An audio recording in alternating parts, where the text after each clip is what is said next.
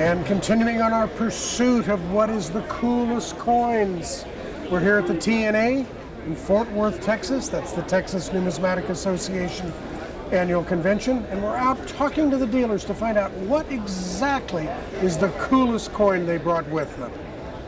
And Michael, what's the coolest coin you brought with you to the show? Well, actually, it's not my coin, but it's one of the coolest coins I've seen. This is a German East African coin from 1916. It's a one-year type, and it's got a clip out of the side, and it's something that I really like. It probably will be mine shortly because I like weird things with clips.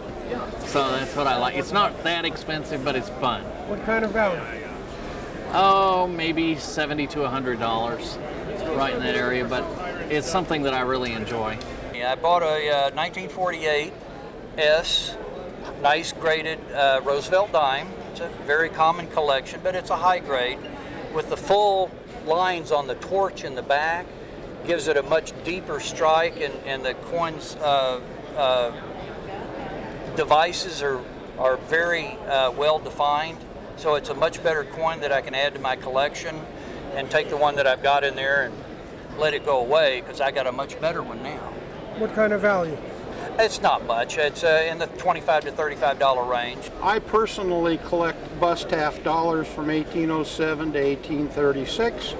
The nicest coin that I have with me that I value from an aesthetic standpoint is an 1807. It's a mid-grade coin that grades EF45 on one side and AU50 on the reversed. The reverse is stunning. It is very prettily toned. I wish somebody that would give it a good home because it deserves a good home.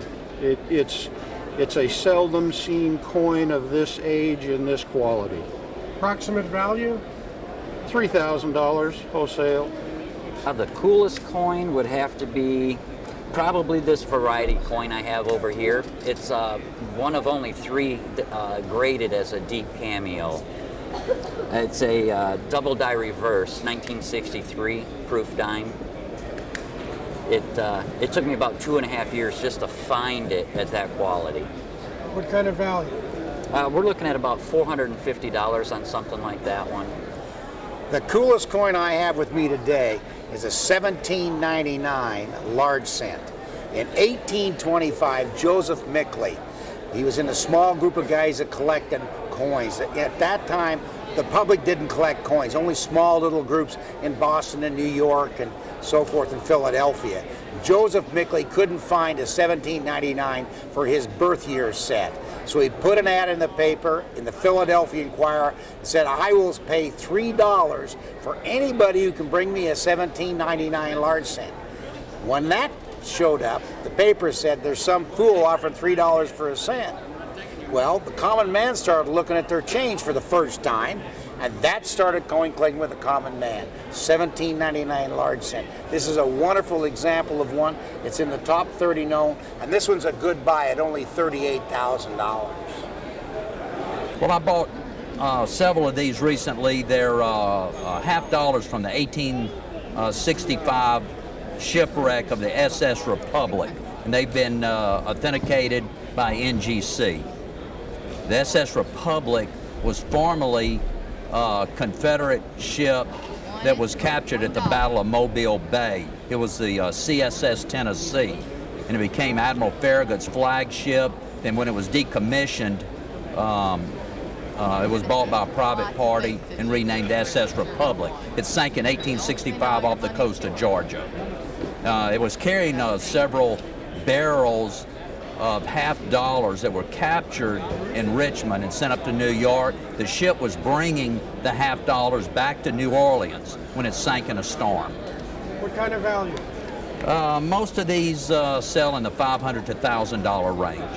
And Jim, what's the coolest banknote you brought with you? For me, it's probably a $100 Brownback on the Farmers and Mechanics National Bank of Fort Worth, Texas. It's the highest denomination note printed. of national banknotes on Fort Worth.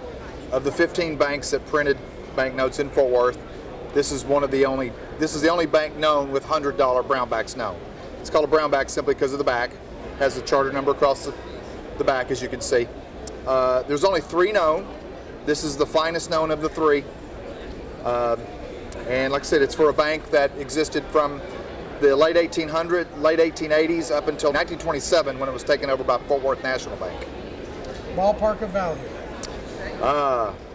As everything ebbs and flows, the note was purchased at auction about 12 years ago for $17,000. And I fortunately didn't have to pay that much for it a couple of years ago. Ballpark, I'd say 10 to 12,000. And what's the coolest coin you have? What's the coolest coin in your Franklin collection? My proof. Show me.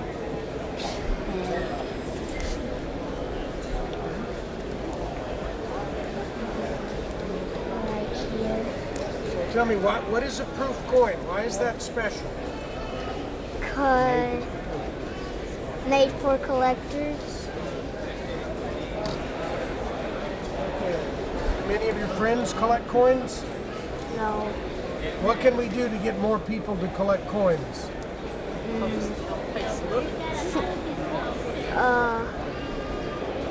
Put it on the internet.